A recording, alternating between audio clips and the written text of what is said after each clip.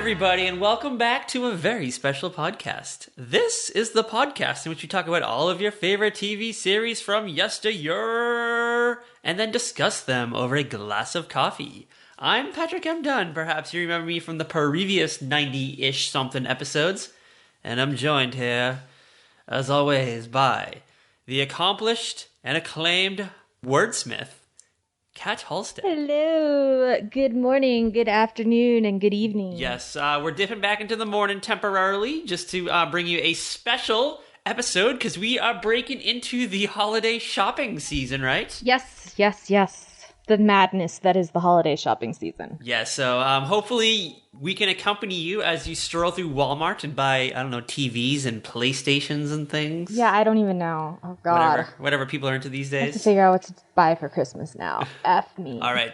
Before we get into the episode, can I drop a hot scoop? Some hot news? Some hot PM Dunn news? Yes. All right. Yeah, let's hear it. So after a 20-ish year absence, I have broken back into Days of Our Lives, the daytime drama. Yes, you have, and it's hilarious. Yes, so I started with the episode where Sammy Brady comes back to Salem, and I was just whisked away into this world, and I really have no idea what's going on. I couldn't tell you what was up. So I've been sending you like a lot of fucking DMs just asking you what is up with this show. Yes, and it's hilarious because then like I write it out and it's like totally normal until I start to like read it back and I'm like, this is so ridiculous.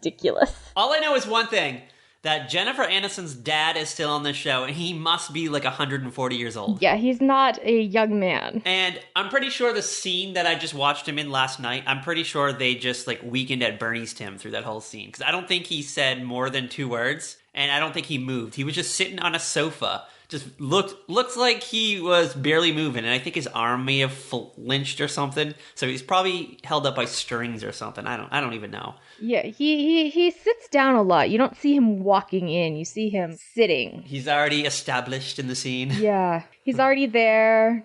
Or, you know, everybody comes in and sits down with him. Poor guy. I feel so bad for that guy. He probably just wants to go like live in a retirement community and just, I don't know, talk to his daughter about Justin Theroux or something, but no, they drag his ass to fucking Burbank every morning and make him like film a 10-minute scene where he has to pretend to be into Bonnie, I guess, or Adrian, whatever the fuck her name is. I don't even know. Well, okay, so it didn't make sense, but Bonnie wanted to get back at Maggie because Maggie got Mickey back when Maggie returned from the dead after that whole Marlena didn't actually kill everybody. They were on the new Salem Island. All I have to say is that bitches on this show hold grudges. Yes. They're still fucking harboring on grudges from like the mid-90s. And I'm like, these people are still fucking pissed over this shit? I was like, move on. Move the fuck on, Salem. I mean... Move on. That's all I have to say. I don't think Belle is mad at Sammy anymore for selling her as a baby, but then again, sometimes I wonder, does Belle even know that happened? I don't even know. I don't even know who the fuck Belle is, so... Well, she's Claire's mom. Oh, okay. All right, well, what are we doing today? Enough of this Miss Madness. Well, today we are discussing the 80s classic, The Facts of Life. Yes, this is a staple in my life because I watched the hell out of this show when I was a young child. It was on every day pretty much, all day long. Where it was on like 7 different channels. Yes, it was an hour block. Everywhere.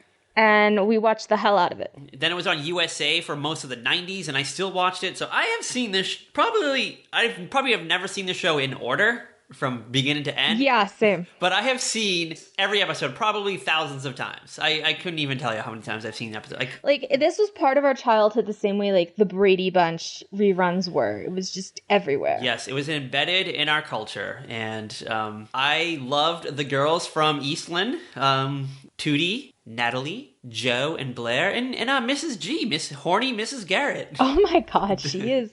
Woo! Yeah, she's too much to handle. I thought she was like a hoot when I was young, when I was like a child.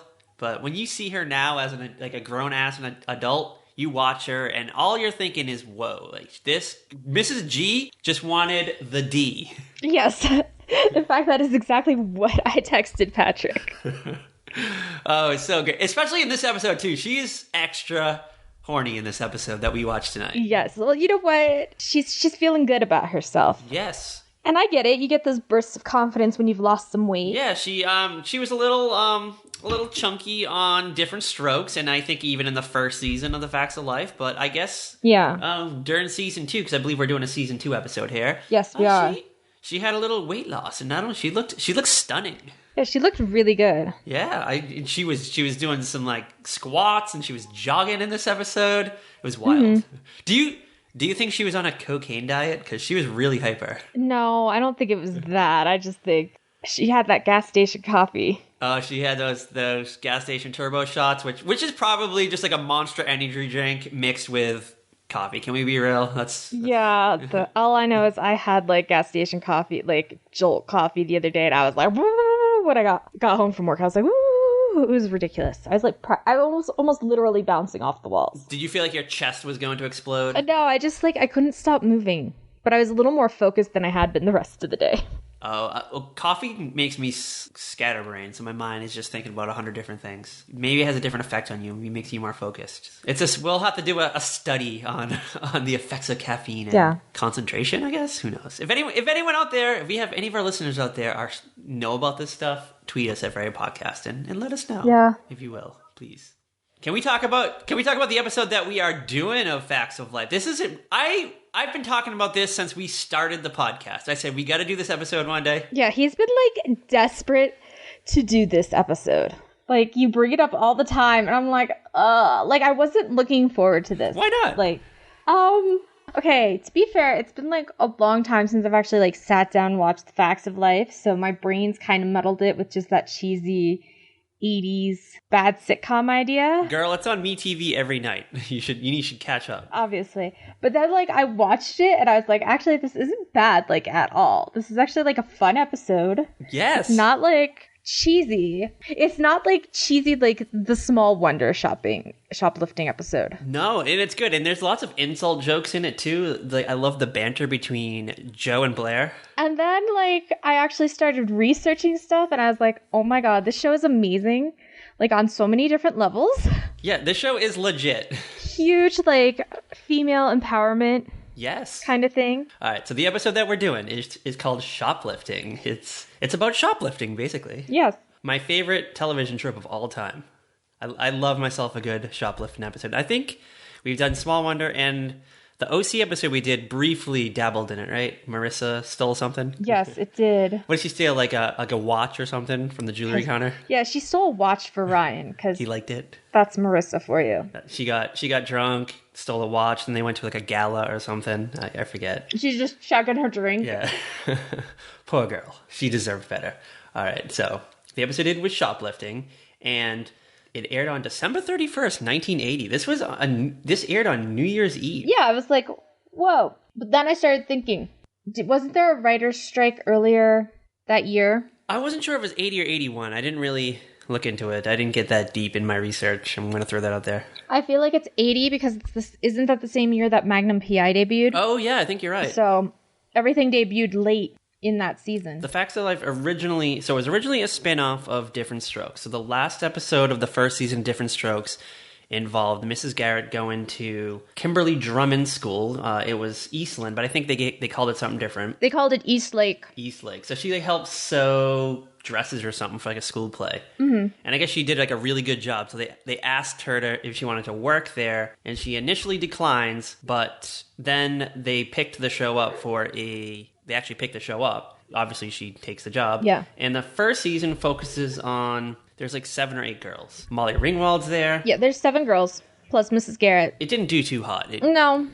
It wasn't a smash. No, it was not a hit, but it was a season where NBC couldn't afford to make a new show. So they renewed it. They had to retool it. Yeah, they were getting pummeled by ABC and CBS in the ratings, so they just all right, we can't pay new people. We can fire a few actors. We can bring on different showrunners, and because what they did was they hired a new set of writers who were like, you have too many girls. We got to cut some. We're going to focus on a few. and we're going to bring in a different character to rival Blair. And then there were like decisions. They said the girls dress too sexy, so we're going to have them dress more conservatively. So if you look at that first season, there's definitely, I saw a clip last night. I was watching a documentary, and there was like a shirt. I was like, whoa, they got Blair wearing that in season 1. And it was like kind of low cut, like the way the blouse dropped between her cleavage. I was like, whoa. Yeah, and she was pretty highly religious, so I'm kind of surprised that she allowed that to happen, but I don't know, who knows. Maybe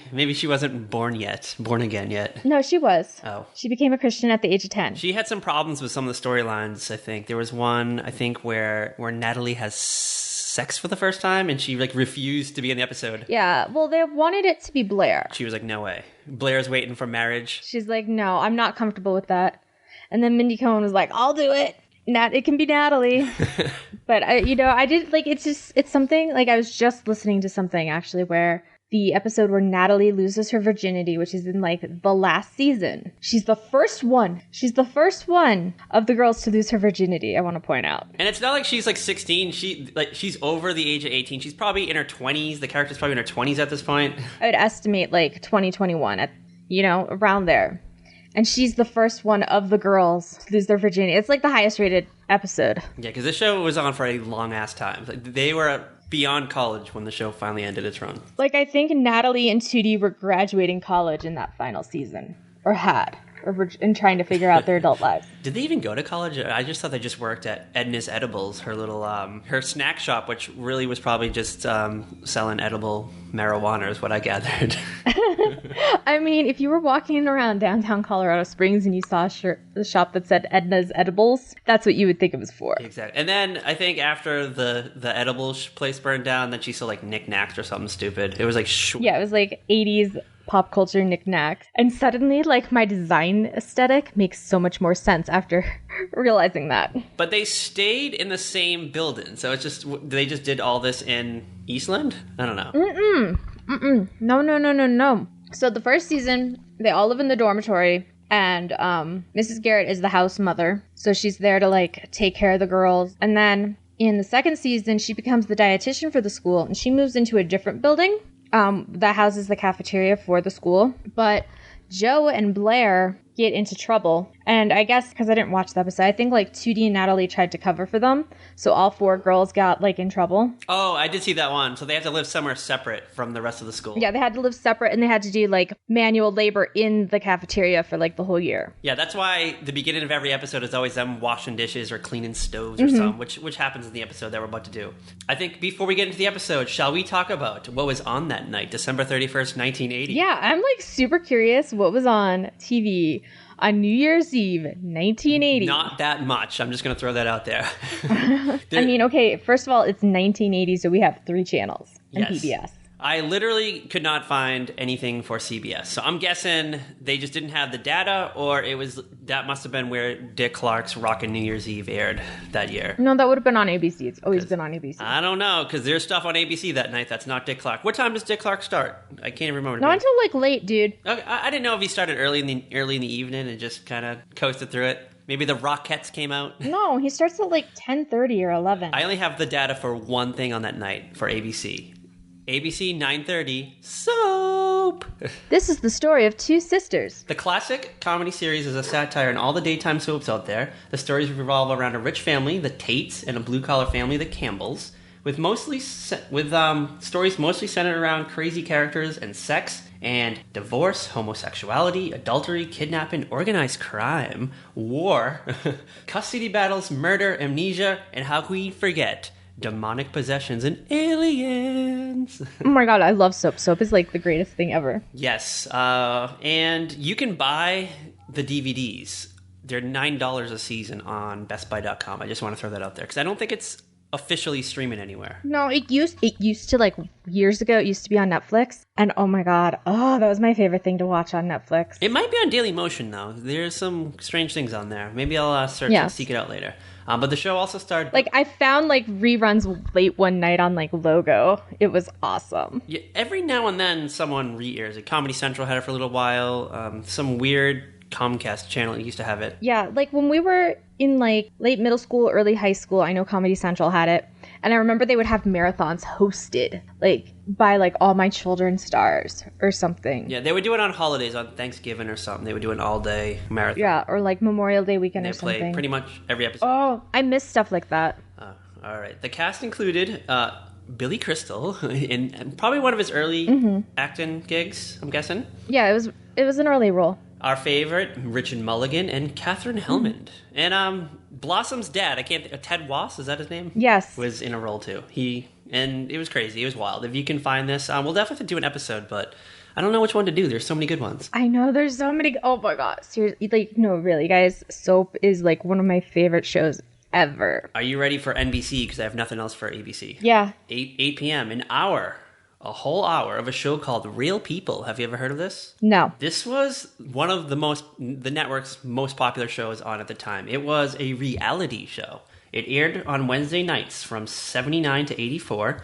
It featured a panel of seated hosts in front of a large studio audience. The hosts introduced pre-filmed segments and engaged in comedic banter about them. And then each segment, pre-taped segment, they would visit, I don't know, like a weird person, someone with like a unique occupation or hobby. And occasionally they brought the person on into the show to actually like interact with the audience. And the success of the show led to a batch of imitators, the best and longest running, which is known as That's Incredible, which was on ABC for a while. See, I've heard of that. And then there was one on CBS called That's My Line, which featured Bob Barker. So, and this is wild. Real People marks one of the first times that Richard Simmons ever like broke into the scene. Really? He was featured on the show. Yes. That's how he kind of became this mass phenomenon. You know how much we love him. Yeah. Hopefully he's doing well. Who knows? We haven't heard from him, and they haven't launched a second season of that weird podcast. Oh my gosh. Are you ready for NBC 9 o'clock, 9 p.m.? Yes. What was on at 9 o'clock? All right. Do you have any guesses? Nope, no guesses. All right. We briefly talked about it at the top of the hour. Different Strokes, the precursor to the Facts of Life. About two black kids from Harlem, Arnold Jackson and his older brother Willis. They are welcomed into the family of a wealthy New York businessman, Philip Drummond, when their mother, the housekeeper of the Drummonds, passes away. The two brothers become part of the Drummond family and learn various lessons about life. The child actors involved in the series went on to a rocky life. Dana Plato, who played Kimberly, Mr. Drummond's biological daughter, she died of an overdose in 1999 at the age of 34. This one's pretty wild. Todd Bridges, who played Willis, he was arrested and tried for the attempted murder of a drug dealer in 1989. He was still pretty young. Bridges pled not guilty to the charges. He was represented by Johnny Cochran. Did you know that? I was aware of that. Okay. And he was acquitted on all charges. Did you know that? I mean, I don't remember him serving time for murder. I feel like that would come up. You never know. It was the 80s. We were pretty lenient back then. And Cochran's defense was that Todd Bridges was an abused minor who had been driven to drugs by an exploitative entertainment industry and was now being unfairly framed. So there's like a hidden underbelly of Hollywood here. Hello, we already know that. You see the blind items I send you every day. Oh, I know. Can you imagine the blind items in 1989? We have to find those. Maybe we'll find some like crazy Todd Bridges ones. Dude, okay, I'm gonna start sending you the old like Hollywood blind items. Yeah. Like the thing is, there's like stuff coming out now that's like way back in there in the 80s. Like the late 70s, early 80s is when shit really started to get like bad. Well, I mean, I'm sure it's always been there, but it was just kind of under wraps. Yeah. Luella Parsons had that stuff under wraps. I've got some blinds to send you later. Nice. All right. So do you want to hear how Todd Bridges finally got off? Yeah. A witness finally testified, like late in the trial, that Bridges was not present at the time of the shooting. Ooga. Oh. Yeah. So I don't know. I need to know more about the story. I knew he had some legal troubles, but I didn't really know too much about it. So I don't know. I want to get into it more. Maybe there'll be like a E! True Hollywood story on it or something. There is. I'm sure there is. There's an E! True Hollywood story on this. I saw it like ages ago. They don't air those anymore. You gotta like dig YouTube and hopefully you can find it. I didn't get E! until like the mid 2000s, so I missed a lot of these True Hollywood stories. Oh, okay. I had a shitty cable company until like Comcast finally rolled into town. Okay. All right, are you ready for NBC 9:30? Yeah. This is the last thing that was on this night, according to the TV Tango website. The Facts of Life. Ooga. You take the good, you take the bad, and there you have the facts of life. The Facts of Life. Can you believe it was a 9:30 show? No, not at all. Like, when you said Different Strokes was on at 9, I was like, that can't be That seems so late. I figured this would have kicked off the night. Like, it just seemed like that type of show. Like, you want your teenage kids, maybe your preteens, and watch Different Strokes and watch The Facts of Life and learn things, because pretty much every episode of both shows is a very special episode, let's be real. Well, they were Norman Lear productions. Yes. Which I did not know until, last night. Really? Yeah. You mean you haven't watched Different Strokes on the Stars app regularly and see that it ends with a Norman Lear production every credit rollout? No. I cannot tell you the last time I watched Different Strokes. Oh, it's good. It's wild. It was probably when I was in college. It's corny as fuck, but it's still fun. It's still a fun watch. Mm-hmm. It has a cuteness factor to it too. It's better than Webster. I'll throw that out there. You're never living that episode down. All right. Are you ready to steal a Hawaiian blouse? You have to make a noise, not raise your hands. I know. It's I'm not making a noise and Patrick's going to yell at me. Just insert a dolphin screech right there. All right. So how does this episode begin? Wait, hold on. What was on CBS? I said I had no info for CBS. Oh, sorry. How does this episode begin? So you got the girls. They're in the kitchen doing their chores. Blair's got to clean the oven. Joe and Natalie are washing dishes. And then Tootie comes down and she's all you guys, guess whose birthday is tomorrow? And Tootie's kind of the gossip eavesdropper, can't keep a secret. She's like the Liz Smith of Eastland. Yeah. And she's she spills the beans that tomorrow's Mrs. Garrett's birthday. And then the girls are oh, we should do something for her. But they're hesitant because they're worried that, she's old. She's old as hell. How old do you think she is? 50 maybe? I believe I read that Charlotte Rae was in her 50s at this time. Okay. They were wondering why Mrs. Garrett wasn't advertising that it was her birthday the next day. So they assumed that she was just self-conscious of her age. So they're all right, we won't bring it up. But then she comes skipping down the stairs, and she has a Betty Crocker cookbook in her hand, and they're what are you doing? She's oh, girls, I'm just looking for a recipe because we're going to have some cake tomorrow. Birthday cake. I might not be able to eat the cake on my diet, but I can blow out the candles. Yes. Lady, it's your birthday. Eat a piece of freaking cake. Yeah, just one piece of cake. You'll be fine. You're jogging over to the principal's office literally a minute later, so you can work out those extra calories, girl. Relax, Mrs. G. The way you're buzzing around the place, you don't have to worry. You're okay. And the sugar rush you'll just burn it off anyways because you'll be buzzing like crazy then too. Well, I was going to say she was going behind the principal's mansion to get a bag of Coke, but... Will you stop with that? There's something afoot with Mrs. Garrett. She's way too hyper. No, leave Mrs. Garrett alone. I can't wait till you watch the episode where they catch Mrs. Garrett with a little vial in her hand, that little necklace that Sarah Michelle Gellar wears on Cruel Intentions. That doesn't happen. Stop that. It happens. It's episode 107. Dude, you realize I'm going to look this up right now. Google it. It's real. Yeah. So now Mrs. Garrett acknowledges that it's her birthday. So now the girl, she leaves, she jogs over to the principal's office for something, I don't know. So the girl's all right, we need to get her a present. And, they're poor because they don't work and they don't live with their parents, so it's not like they have cash. Well, they get an allowance from their parents, but they get it on the first of the month or something. They get a monthly stipend? Yeah, they get a monthly allowance because, their parents probably send them a check of whatever, depending. Let's be real, Blair gets the most. Well, yeah, I think Blair doesn't even really have an allowance. She just has a credit card. Do you... I always had this theory, maybe she really wasn't rich, she just was pretending to be rich. No, she really was. I know. But I always thought, in the back of my mind, I always swear, maybe she just had a couple of nice outfits, a few costume jewelry pieces that she got from a costume shop the Halloween before, and she just played this whole ruse. But then her parents come in an episode, though. But how wild would that have been if there was an episode where it turns she was a fraud? She was really just as poor as Joe. Yeah. She was from the wrong side of the tracks all along, and she just she had that what was that scholarship that got Joe into the school? Whatever that was, I don't even know what that scholarship was. I think she got arrested, and they were you're either going to juvie or you have to go to this prep school in upstate New York. And she's all right, I'll go to this stupid prep school in upstate New York. And I think in the first episode that Joe's in, she rides into town on a motorcycle and she's wearing a leather jacket, and they're oh, she's wearing a leather jacket. Yeah, she was the Fonzie of the series. She was Lady Fonz. Yeah. So, decide that they want to get Mrs. Garrett something because they love Mrs. Garrett. And, Blair is actually really nice because she knows that the girls don't have that much money. and she knows she's going to get Mrs. Garrett something nice. She's like, you guys are welcome to just put your names on the card. You guys don't have to give me any money for this. It's totally okay. Which is like actually like pretty freaking decent of Blair, you know? Yeah. But Joe is pissed because Joe and Blair hate each other. Yeah. So she's like, no, girl, no. She's like, we got like $15 between the three of us. We're going to buy her something better, something less tacky than what you'll probably get her, something meaningful. You're just gonna call up the department store and be like, just send me something that costs $500. She won't even know what it is. And I think that's what she does. It ends up being a Gucci handbag. No, I think, like, I believe Blair actually knows exactly what she's getting her. You really think so? Because I literally think she just says, I'll call up Harrison's department store and just have them send something over. But she knows what she's going to order. She knows that she's going to call Harrison's and order the Gucci purse. And the Gucci purses in 1980 look exactly the same today. They still look the same. Yeah. So, I don't know.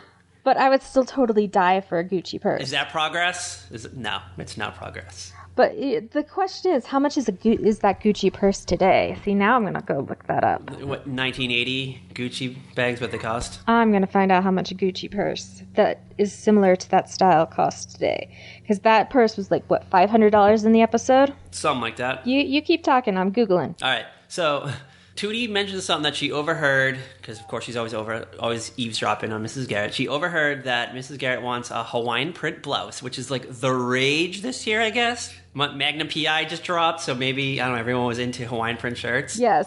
And I think it was just like the trend, I guess. I don't even know. I don't even know what it was, because Blair just rolls her eyes at the thought of it. She's like, a Hawaiian print dress. She's like, who the fuck is going to buy a Hawaiian print dress? Yeah, seriously. So they decide that they're going to do it because Natalie saw an advertisement that all Hawaiian print dress shirts were half off. They're $14.95, and that's exactly how much money they had between the three of them.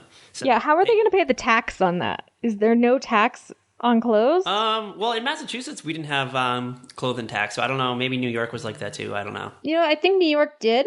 Minnesota doesn't. I remember that. Let's pretend that they had an extra like 15 cents to cover the state tax. Mm-hmm. So we'll just say they had $15 and like 10 cents or something. Okay. All right. So they head on over to the department store. They walk in. It's that lame sitcom department store set where it's dark and dingy. There's no customers except for them. And actually, there were customers in this one. Was there? Yes. There were all these old ladies looking at these ugly blouses. I didn't really notice, to be honest with you. But the second they walk in, Tootie runs over, picks up the ugliest purple blouse I've ever seen. It looks like a puffy shirt that Jerry Seinfeld wore. And she's like, ooh, I need to be on the scene with this shirt, girl, look at me. And I don't know, I don't picture Tootie buying that shirt. I'm just going to throw that out there. I think what it was is they probably wrote that into the script, and then they couldn't find some fun fashion for them to wear, and that just happened to be what they had. Well, then the sales lady comes over and she goes, girls, your stuff is on the 3rd floor. Yeah, the condescending sales clerk who just... low-key, I want her to have her own spin-off. Oh, she was awful. She comes over. They're like, oh, where are the $14.95 blouses? And the condescending sales clerk is like, oh, that sale ended yesterday. And Natalie's like, I just saw it in the paper yesterday. Well, it was a one-day sale. Yeah. And they're pissed. Yeah, I'd be pissed too if I went like looking for a specific item that was supposed to be on sale and the sale was one day only. And instead of being like, oh, we have a clearance section over here or maybe something similar, she's just like, hey, I just work here. I don't write the ads. And then she just like snootily walks away. Yeah, she's that bitchy sales clerk that they always have on sitcoms. Yes. And I hope someone fucking mystery shopped her and gave her like a bad report. Oh my God, totally. Or either that, she was probably the manager and she just didn't give a fuck. Okay, let's just say if Blair bought Mrs. Garrett that purse today, it'd be about at least $2,000. Really? Yeah. Damn, wow. These are the ones that are not like tacky looking. Like some of the stuff on Gucci is ugly as fuck. Do you think that Blair has one of those like Lindsay Lohan black credit cards, the ones that have no max value? Yeah, probably. She can just charge whatever and just praise that her daddy pays the bill. I mean, I don't think they had that kind of thing back then, but she probably had like the highest limit she could have. Yeah. Or you know what? The MasterCard company or whatever, Visa or whoever, American Express, they knew the name, they knew the Warner name, so they saw that and they're like, oh, it's good. Yeah. I'm sure it's not like the only thing Blair buys. Like, I'm sure it's not like Blair uses her credit card once in a blue moon. She probably uses it all the time. Oh, I'm sure that girl's using it every day of her freaking life. She's probably heading over to the movies, and she's she's hanging out with her other gal pals. The characters that got cut from the first season. Yeah, just still chilling with them. Mm-hmm. Not Cindy, the one that she calls a lesbian in the first episode. Not her, though. She doesn't want to hang out with her. Hey, they all come back more than once except for Molly Ringwald. Yeah, Molly Ringwald shows up a few times in the second season. Once. Okay, well, Once. She said she felt so humiliated going back, she refused to do more after that. There's one, I remember seeing one where they're in the cafeteria and she like sits down next to Natalie and has like a quick conversation with her. And then they just walk away from her. They just shun her away immediately. Mm-hmm. All right. So we're in the store. They realize that the sale's over. The shirt's now full price. It's now like $30 or something like that. They don't have the money. And instead of just deciding to get something else, maybe we'll just get her some cheap perfume or something. No. Joe decides that she's going to shoplift the shirt. And she does that thing where they don't come out and say it, and Joe's like, oh, I know a way we can get it where it doesn't cost anything. And then Natalie and Tootie just make it like noticeable, and they're like, oh, yeah. You're not going to shoplift, are you? But they say it so loud, and it's so conspicuous looking too. Yeah. Okay, to be fair, Joe is like the worst shoplifter ever. I don't know, I thought she did pretty good because she takes it into... I would have busted her for shoplifting. Well... I mean, I guess they're in the misses section. So there's 3 teens in the misses section. Yeah, they're in the ladies section. They're not in the juniors. It's weird. And so she takes the Hawaiian print blouse into the fitting room, and then she comes out not holding it. She, I guess, put the shirt on, then put her sweatshirt on over it, zipped it up. And as soon as she comes out, she's like, all right, girls, we got to get out of here. And they're all kind of like huddled close together. They're walking to the store, and then it looks like they're about to get caught by a security guard because this security guard's following them. And then he taps them on the shoulder, and he's like, "Hey, you don't want to go out this door because they're doing construction. Why don't you go out the door in the back?" And they're like, "Oh, okay, thank you for that hot tip." Yeah, it was so weird. Rent a cop. So then this is great. So now they go home and they wrap the gift, and now they're doing the exchange of the gifts. So they're in the kitchen or wherever. They're somewhere. They're in Mrs. Garrett's bedroom. Yeah. Blair has given her the Gucci purse, and Mrs. Garrett's not impressed really much by the purse. She's like, "What am I supposed to do with this thing?" No, she likes it. It's just maybe not exactly her style. Well, I think she was like pretending to be into it, but that thing would just be sitting in the back of her closet for a while. She might take it out if she went to the theater or something with any one of her bows, her many bows. Like, to be honest, I think if I had a Gucci purse, I would feel weird using it all the time because it's so expensive. Yeah, like you wouldn't take it to Walmart when you went shopping for Beauty and the Beast tumblers. Yeah, exactly. I'm not taking it with me to my work at a sketchy call center. You roll up to Walmart, you're in the... it's not going to have my Captain America Lego keychain hanging from it. Yeah, you're in the 12 item or less lane. You roll up, you have your Gucci purse, you throw a $1.57 acrylic Beauty and the Beast tumbler on the counter. The clerk's like $1.57 plus tax, and then you open up your Gucci bag and you're digging through it, and you pull out pennies and dimes, and you're paying with that. You're like, "Oh, sorry, I'm a penny short." Oh, sorry. Joe, Natalie, and Tootie, they take out their little gift. It's a little gift box. The packaging, the way they wrapped it's pretty nice. It's pretty neat. It actually looks like they did a good job on it. I wonder who wrapped it. Oh, I'm sure it was Natalie. You think she's a good gift wrapper? Mm-hmm. It's definitely not Joe. They advertise that it's from Harrison's department store. And Blair's like, that's funny, because usually Harrison's department store, if you get it as a gift, they'll put it in one of their fancy boxes. Yeah. And they're like, oh, well, there was a long line, we didn't have time. We had to get back. We didn't want to miss our bus or however the hell they got around town. We didn't want to miss our curfew or something. It was starting to rain. We all were on the back of Joe's bike, and we didn't want to get wet. Okay, hold on. You think that Joe, Natalie, and Tootie were all on Joe's motorbike? I would like to think that. Oh my god. I need somebody to draw that for Patrick. We have to commission a painting of that? Just a sketch. Yeah, if any of our listeners out there is an artist, Heather, I think, is she a good artist? I have a feeling she is. She does mostly manipulations. Okay, because she said she might do some sketching. She said she wanted to do help us with thumbnails, so I figured she had a little artist bug in her. But if you know how to sketch, draw us Natalie, Tootie, and Joe on a moped or whatever the hell she was riding around on. I'm picturing like the thing that Zach Braff rode around on Scrubs. That's totally what I'm picturing too. Because I don't think she had a Harley. Did she have a Harley? No way. I don't think so. I mean, she could have had maybe a hand-me-down. Maybe like her grandfather gave her one that he worked on in the Great Depression times or something. Yeah, I don't think so. Who knows? Needless to say, they didn't have time to go to the wrapping station, so they made up an excuse. So Mrs. Garrett opens up, and she loses her mind because it's exactly what she wanted. It's like the exact print. It's a horrible design, too. It's like awful. It is like so awful. It looked like a Lisa Frank like folder from 1987 or something. Like something you would bring to middle school with you. Like, oh my god, this is basically the precursor of everything 80s to come. It was like, it looked like it could have been the background of the Saved by the Bell Yeah, it was just theme song. That's exactly what it looked like. And then she puts it on, Mrs. Garrett puts the shirt on, but she puts it on like over her house dress. Mm-hmm. So it just looks awkward. Yeah. And she's all excited. And then the girl, Natalie, Tootie, and Joe leave the room. And then Blair's like, you know what? It doesn't fit you. I think you should take that back to the store and get a better print. That thing is ugly. That thing's awful. And Mrs. Garrett, she's looking in the mirror and she's like, yeah, it is a little roomy. Maybe I'll get like a small instead of a whatever size they got her. Mm-hmm. So this is great.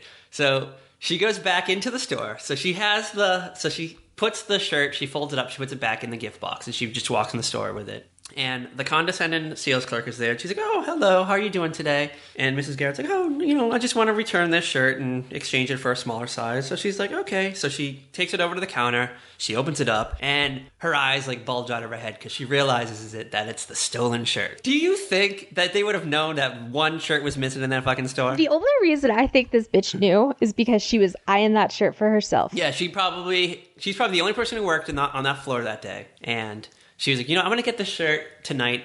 She had it set aside. She probably hid it on like another rack. She's going to come back and get it. Mm-hmm. And she went over, it was gone. She went through all the racks, couldn't find it. And was like, all right, someone ripped off this shirt. It's not like someone walked out the store with like a Gucci bag. Like you would notice that was missing. Yeah. A $30 Hawaiian print shirt. I feel like you might not notice that like right away. And you might not be like that, like, oh my God, it's that shirt. Yeah, maybe when you do like the monthly inventory, you pick up on it. But this was literally either like later on that day or the next day. It wasn't like, it's the next day. And this bitch is all like, oh, well, like, Mrs. Garrett's like, oh, well, I don't have a receipt. It's like, it's obvious she got it as a freaking gift, lady. Like, she's so like, oh, I'll just go through my receipts from yesterday. Like, she's like, and she didn't actually go through the receipts. No. So she does a little hand gesture to signal the security guard. And the security guard is just kind of like stalking Mrs. Garrett now. And what he's saying, it basically sounds like that he's hitting on her. And this is getting Mrs. Garrett all hot and bothered. Because now she thinks this dude is like coming on to her, and she's into it. Let's be real. Yeah, she's just like, hello. He's like, what are you doing here? And she's like, ooh, just here to shop. And no, I think he's like, oh, you come here often? And she's like, occasionally, occasionally I like to come here. It's like, when I need a new blouse or a new dress or something, yeah, I'll stop by Harrison's. Yeah, and he's like, do you spend a lot of money here? And she's like, not really, but, I'm an impulse shopper. Sometimes I see something I like and I just want to gobble it up. Yeah. I think it was like a little double entendre, like it was supposed to be about like a blouse and the security guard. Yes, it was. And then, low key though, he's kind of into it though. I think. Maybe. Oh yeah, he's totally into it. He's kind of like he's got that moment of like, damn, why is she a shoplifter? Because I would totally like do the kind of things that guys say to me on Tinder. So but he's just like, He's like, you know what? Maybe I'll arrest her, but we won't charge her. But you know what? Then I'll ask her out on a date, so it'll all work out. It's basically what happens. Yes, it's basically. I just wish we actually got to see like Mrs. Garrett getting questioned. The questioning, like in the back room or something, like in the little like holding room. Yes. Yeah, we probably just didn't have enough time. Like if no, we had 5 more minutes, we could have got that scene. It would have been great. Yes, it would have been. I can picture them having like Mrs. Garrett hooked up to like a lie detector test. Well, I just like imagine this like dingy little room, and they try to make it all like imposing with like the big bright light that they shine on her. Like, you stole that blouse. And she's like, no, I didn't. I got it as a birthday present. The condescending store clerk is the like the bad cop, and the security guard's the good cop and kind of thing. It's like, bitch, why the fuck do you think it's in a gift box? And there's the two-way mirror, and like the real police are out there like watching it and like, you know what? I think she's innocent. Like, she sounds pretty innocent. The store makes sense. You said there were 3 girls in here yesterday, you stupid store clerk. None of those security guards or this condescending store clerk did not like think, those 3 teens that came in and were just being weird for 20 minutes in the misses section, they didn't end up buying anything and we're missing a Hawaiian print blouse. Yes. Maybe we should try to track them down, but no, let's just pin it on this old lady who this is the first time we've seen her. She obviously wasn't in the store the day before. Yes, because any sales clerk would have recognized her. Oh, yeah. She was like flies onto shit on every customer, I imagine, going into the store. Yeah, she's one of those annoying sales clerks who will not leave you the F alone. I'm just looking. And they think they're actually doing a really good job at selling you stuff when you're just like, get the fuck away from me. Yeah, you're like, I just want to look at the back of DVDs and just try to find out which movies Katie Holmes is in. I don't need you hovering over me. It's like, I'm like, I don't know what t-shirt I want. Just like, let me look. Because I'll tell you, I had a boss who was like on top of customers. It'd be like and you could see like on the customers' faces, they just wanted to be left alone. Low-key. But this lady would like not leave her the F alone. Low-key, when I walk into a store and if they say anything other than how are you, I leave. I'm like, nope, not into it. Oh, they're like, we have like a 30% off like Wacky Wednesday sale. I'm like, nope, not interested. When I worked at the t-shirt shop, I'd say, hello, just so you know, we print our t-shirts here in the majority of our shirts here in the store. So if you see something, but you want it on a different size or a different color that's not out, just let me know and it'll just take a minute. Yep. And that's all you need. Or something like that, just because that's what we did, You don't need to like roll up and be like, oh, do you like shirts with swears on them? Yeah, it's like, I didn't need to like chat them. It's like, I'll let you look around. If you have any questions, I'm right around. You don't need to like be like, oh, and where are you from? Blah, blah, blah. Like I had a boss who would do that, and it's just like, leave them alone. Yeah, I'll be a mile this way over here. It's like, just let them look. Not everybody needs that. A lot of people just want to be able to like look and like focus on what they're doing and not have you on top of them. Want to hear what I think is the wildest part about this episode? Yeah, shoot. All right, so Mrs. Garrett is now cleared, I guess. The security guard clears her. She goes back home, and she comes into the kitchen or wherever they're hanging out. Into the bed. It's the girl's bedroom. The bedroom.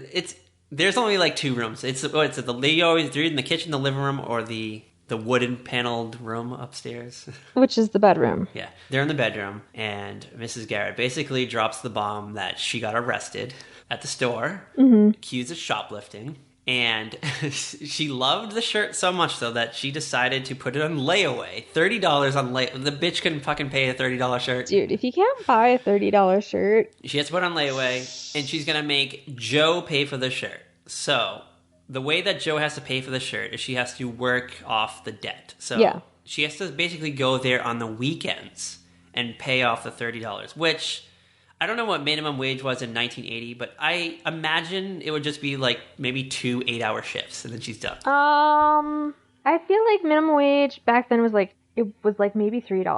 I mean, just like if you worked an 8-hour shift, so it's like what, 8 times 3 is $24? Yeah, something like that. But then they also take out taxes before... Or, well, she's a teenager.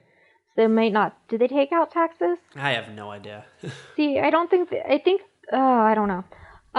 It was... The minimum wage in 1980 was $3.10. Yeah, so I imagine 2 8-hour shifts, and she has that shirt paid off, and some extra money maybe. She can go see a movie or something. Yeah, because that's really, like, not that... Okay, so she has to work, like, 10 hours, really, to pay off this shirt. Yeah, and... it's like, all right, are they going to allow someone who ripped them off to work there too? Like, how do they not know that she might steal more stuff? Yeah, seriously. And then do you think she had to, like, sit down and actually work with the condescending store clerk? Like, I wanted to see that. Like, that should have been, like, a follow-up episode. This should have been a 2-parter. Oh, yes, please. It should have been that lady just bossing her the fuck around. And then Joe being all, like, smart-ass to her. And they would have been great one-liners back and forth. It would have been wonderful. Oh, see, that's the spin-off they should have tried for. Instead of, like, the one with, like, Seth Green. Because they tried to spin off this show, like, 8 times and never worked. Yeah, every season would have a backdoor pilot episode. Yes.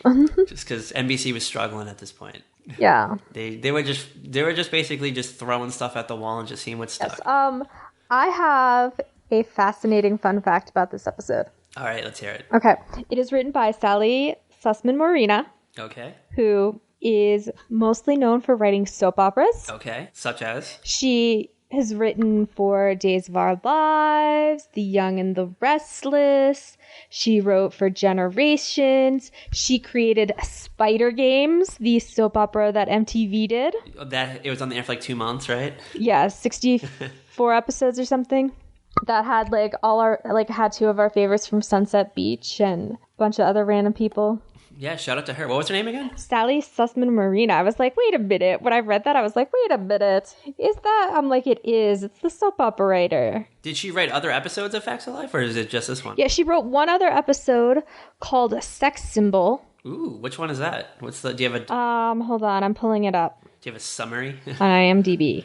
It is a boy with whom Natalie studies spreads rumors about their relationship that damaged her reputation while supposedly helping his own. Oh, Season 2, episode 11. I've totally seen that one. That's a good one too. We'll have to revisit that one at a future time.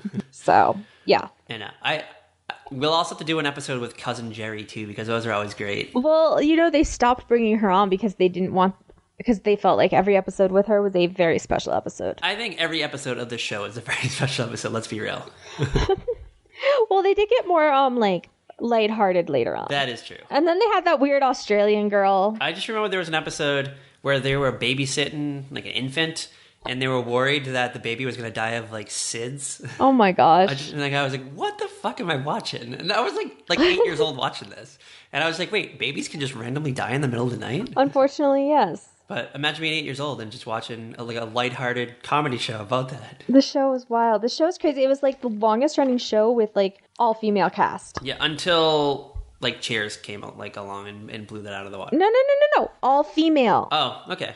For a while though, it was not many sitcoms ran 9 seasons. So. Yeah, but like it was always a very female empowered series. Yes. Like, yes, it had it's some of the backstage, it's about the girls' weight and stuff. Yeah, because in the during the first season, they were talking about how they sat around a lot, like in between scenes and stuff. Yeah. So they were just always going over to craft services. So the cast members just started getting a little hefty, and I guess didn't Joan Rivers made a joke about it at one of the Emmy Awards? Yeah, Joan Rivers would call them the fats of life instead of the facts of life. Yes, and they always wanted Natalie to be like a chunky character, but she actually started losing weight. Yeah, so but there was never any fat jokes. But they would dress her in baggy. They said, okay, Mindy, we're not gonna say don't lose weight. We're just gonna dress you in baggy clothes because Natalie, being the bigger girl, is just part of who she is. So if you look you know what the thing is, they all kind of look like real normal women because their weight did fluctuate up and down, and that happens. Yes. You go through things and you gain weight or you lose weight or, you have a thyroid, there are different reasons too. Yeah. And they were young when the show started, and then they actually matured. Yeah. They were okay. Kim Fields was 9, 10 when she started playing Tootie. Yeah. And everyone else was 15, 16. Who was supposed to be way older. She was supposed to be a 14-year-old, but she was way young playing older. That's why they always had her on roller skates in the first season, because they had to make her appear taller. Yeah, so that she'd look taller. Shout out to Tootie and her roller skates. And I mean, this is the show that they gave us George Clooney. And Rudy's brother, Sean Astin's brother, was on it. Cloris Leachman was on the last couple of seasons. Yes, she replaced Mrs. Garrett when Charlotte Rae decided to leave. Yeah, Helen Hunt is in episodes. Richard Dean Anderson, all kinds of people. Yeah, all right. So I was just reading an article the other day. So this is a recent article. So is it Mindy Cohn? Is that Natalie? Yeah. Okay, is that how you pronounce it? So she is actually, in real life, her and Helen Hunt are gal pals. They hang out all the time. They do stuff together. And okay, I can totally see that. when I guess Mindy actually was battling breast cancer secretly for a couple of years, and she confided in with Helen Hunt, and Helen Hunt helped her get treatment and all this stuff. So I was like, wow, who knew that? Who knew that they were gal pals? Yeah, and her and Kim Fields, when Kim Fields was on Dance with the Stars, Mindy was always in the audience. Yes, okay, this cast is Kim, Mindy, and Lisa are all very supportive of each other. Nancy's kind of like off on the side. Well, when they did one of the reunion movies, she didn't come back. Okay, so I was reading about this. Like, part of it was she was filming a Lifetime television series at the time, and the schedule didn't work. And then 9/11 happened, and she couldn't get into Canada to do the one scene or the little bit that she was going to do. Oh, she was going to make a cameo? Yeah, she's going to do, like, show up at the end or something. Because it was, like, they all come back to Peekskill for Thanksgiving at Blair's hotel. And she runs a hotel now? But Joe can't show up, so she sends her husband and daughter. That's weird. And Natalie has 2 men that want to marry her. And Tootie's a talk show host with a kid and a dead husband. And You know, I've never seen it. You've never seen it? Oh my God. No. I think it is wild. I just never knew that. I never knew it existed until a couple of nights ago when I was researching. It's like they did a reunion and then in 2001. Yes, they did. Like, it was around the time. It was around that time that Wonderful World of Disney was still on ABC. Okay. And they would do, like, the TV reunion movies, like the Growing Pains one. So, like, they did the Growing Pains one, and then they did, like, they had success with that. So they're like, okay, let's do Facts of Life. Because that's, like, another show that people like, and it's probably easy to dive back into that world. So they did the Facts of Life. You don't have to do too much explanation. You just can just do a quick line like, oh, I own a hotel now. I'm a talk show host. Yeah, it's like you do that little, like, thing at the start where you set it up where you see them doing their different jobs. And you kind of just the time has passed, they're in different places and they're going to come together and they're still going to be the same people they were then. Yeah, and they might have some flashbacks maybe. Yeah. So, unfortunately, Nancy McKeon couldn't come back as Joe Polnichik, so I don't know, maybe we'll get one. Maybe, who knows? There's still time, I think. Charlotte Ray's still alive. She's like 91, and she's still like very vibrant, I hear. Yes, she's still like kicking it. She's still working. Yeah, I know she did an episode of Girl Meets World a few years ago. Yeah. Shout out to that. Shout out to her still going strong at 90-something. 91, I think, is what I read. Mm-hmm. I always I follow Mindy on Instagram, and I always read the comments between Kim and Mindy. They like comment back and forth at each other, and I just feel like I'm like spying on them sometimes. Like I feel like I'm Tootie eavesdropping. Oh my God, they are so adorable! I love that. Like I think they were both on Battle of the Network Stars recently. Oh, really? Or maybe it was Kim and some. Was it Kim and Mindy or was it Kim and Lisa? I don't know. I don't remember. I definitely saw Lisa in a Tyler Perry movie recently, though. And Lisa did like you know what I was like watching like TV I was watching this stuff last night and I go, you know what? Lisa should be like heading a sitcom. I feel like she could be like a sitcom mom now. I feel like she'd be more of like a Hallmark movie type. She's done Hallmark movies. Yeah, exactly. And she did Survivor. She was on Survivor. The Survivor with Jeff Probst. She was on that. What season? Yes. I don't know. It was a few years ago. But it was so hilarious is that like nobody like knew who she was. And she didn't like play it up like, oh, I was Blair on the Facts of Life. She's like, oh, I'm Lisa. I'm a mom from Texas. Recently divorced or whatever. Christian. Yeah. So it was kind of like nobody like, it wasn't like on how like Big Brother, someone would be like, I'm a social media mogul because my sister is famous. Not one person picked up on it though? I don't think so. Like I cannot sit through a Survivor episode. Like I fall asleep. Like Survivor and Star Wars both make me like bored out of my mind. I'm gonna go back and I'm gonna fire up CBS All Access tonight. I'm gonna find that episode, that season of Survivor, and I'm gonna watch it until she gets the boot, and then I'll move on with my life. But yeah, like she did because she's a fan of Survivor. She didn't like do it she's like, I wanted to like do Survivor, and I applied, and I could see her applying, and then all that. So the casting people probably just didn't even realize who she was.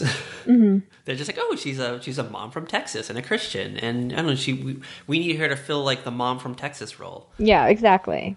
All right, so what are we doing next week? We're gonna break into Christmas. You gotta put that dolphin squeal in again. Yes, I'll be on YouTube later on looking for dolphin sound effects. All right, so we've been holding this one in for a while.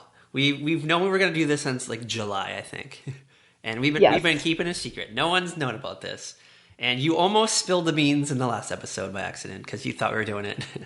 All right. And actually, I'm gonna be honest. I think Heather is aware. She's okay. Because she made a tweet to us mentioning this particular show. Hallmark, was it 2015 released this movie originally? 2015. And they did a movie with Lacey Chabert. Is that how you say it? Lacey Chabert? Yes. And they also hired the Queen of Christmas, Mariah Carey. Okay, I want to point out that Mariah Carey directed this and co-stars in this. And it is the greatest thing you will ever watch on the Hallmark Channel. Do you think that Mariah Carey actually directed it, or she just paid for that director title? No, like there's actually footage of her directing it. Is she actually directing her, or is she just holding up a megaphone and just yelling shit into things? I don't know. That bitch was just sitting on the director's chair, on a director's chair, not like the director's chair. A director's chair. Had a megaphone, and she probably saw a video of like Steven Spielberg directing, and she just thought that's how you directed. She's just yelling at her, at the crew. That's what I see. And then where she had to like stand up and walk to the other side of the set, they had to pick her up and carry her over, lay her down on a couch. Like, seriously, you guys, if you've never seen this movie, which is called A Christmas Melody, you guys need to go look it up on your TV guides for when it's next airing on the Hallmark Channel and watch it, because you will not be disappointed. Yeah, it's on the Hallmark Channel like every 4 hours. Let's just throw that out there. Like, okay, legitimately, I have a friend. She and I will, like, message each other every time it's on because we love this movie so much. And we love it because it's so bad. And coinciding with the release of this episode, she also just came out with a new Christmas music video. So we'll have to watch that too, and maybe we'll do a little side discussion on that. Yes, we will, totally. And then I also just read like a really fun interview with her where people like calling her the Queen of Christmas, and she just like shakes it off as... She's like, nah. Where can you find us? Where can you follow us? You can find us on Twitter at Very Podcast. You can find us on Instagram and Facebook at A Very Special Podcast. You can find us on YouTube by just searching A Very Special Podcast, and you will get all our recent episodes. And Patrick is getting the older episodes posted as well because he's a rock star. Yes, so do that. And of course, you can find us at averyspecialpodcast.com. Do not accept imitation. You've got to throw that out there. No, do not accept imitations. Yeah, so follow us, enjoy us, like us, recommend us. Send us episode ideas. Tell us who you think should be Mrs. Garrett in the CW remake of The Facts of Life. And I don't know, who even you want to play the girls. That too. Yes, who would play Blair? Who would play Tootie? Who would play Natalie? Who would play Joe? Would the first season have the 7 girls, or would it just have the 4? Yeah, would Zendaya be on the show? Oh. Who knows? Okay. I was figuring Sabrina Carpenter would end up cast. Did you say Charisma Carpenter? No, Sabrina Carpenter. Oh, I don't even know who that is. That was Maya, the one who didn't want to wear shoes on Girl Meets World. Oh, okay. So join us next week, and as always, bye. Watch the skies.